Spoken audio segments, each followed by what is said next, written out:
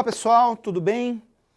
Bom, agora um assunto aí da eletricidade, do comecinho da eletricidade, processos de eletrização, e o nosso assunto específico de agora é a eletrização por contato. Então, só lembrando, o que é eletrizar um corpo? É fazer com que esse corpo fique ou com excesso de elétrons ou com falta de elétrons, tá certo? Então, na eletrização por contato, a gente vai fazer o seguinte. Vamos promover o contato de uma esfera condutora eletrizada com uma outra esfera condutora neutra. Gente, é importante que nesse processo as esferas são condutoras, tá? Primeiramente, vamos pegar duas esferas idênticas e ver o que vai acontecer. Quer ver? Então, peguei aqui duas esferas idênticas, mesmo raio. Vamos imaginar que essa primeira esfera A esteja com uma carga menos Q. Bom, se ela tem carga negativa, significa que ela tem mais elétrons, né, do que prótons. E essa carga B está inicialmente neutra, ou melhor, essa esfera B está inicialmente com carga zero, está neutra. Então a ideia é eletrizar a esfera B. Então, o que vai acontecer? Como as esferas são condutoras, no momento que você encosta uma na outra, os elétrons que estão em excesso na primeira, eles acabam migrando para a segunda esfera, como você pode ver nessa figura aqui, ó. Então lembra que aqui estava bem negativa, nessa aqui estava neutra.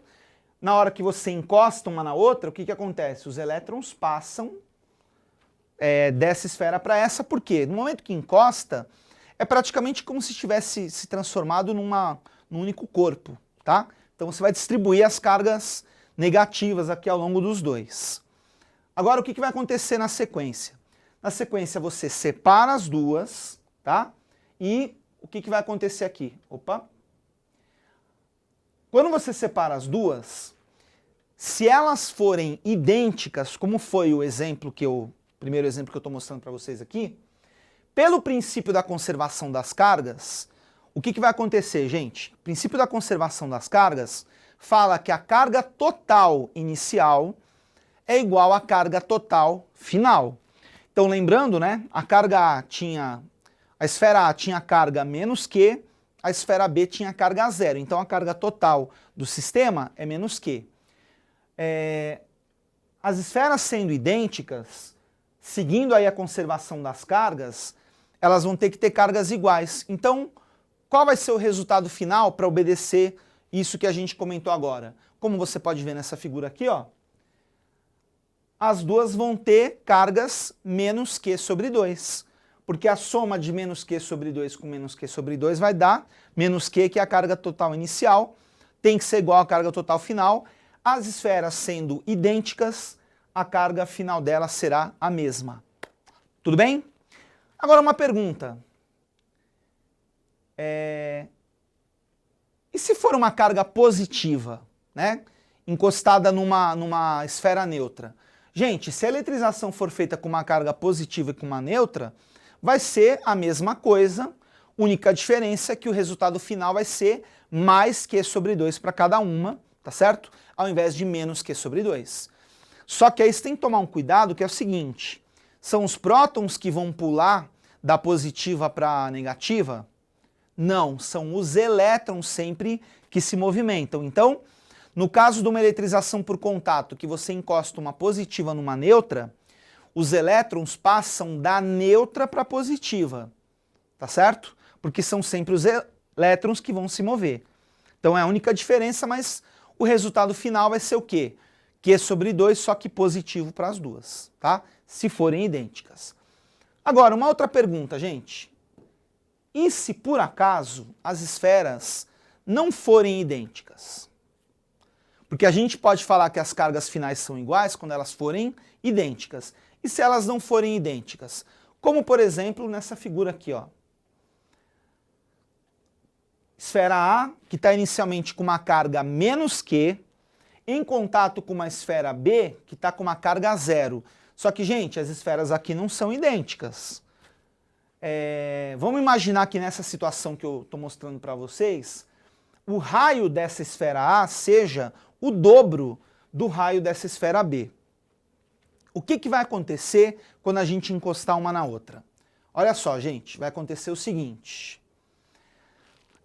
As esferas sendo condutoras, o que vai acontecer? Novamente, os elétrons vão passar de uma para outra. Como uma estava com excesso de elétrons, a outra estava neutra, os elétrons vão passar dessa que estava, digamos assim, negativona, para que está neutra, tá certo?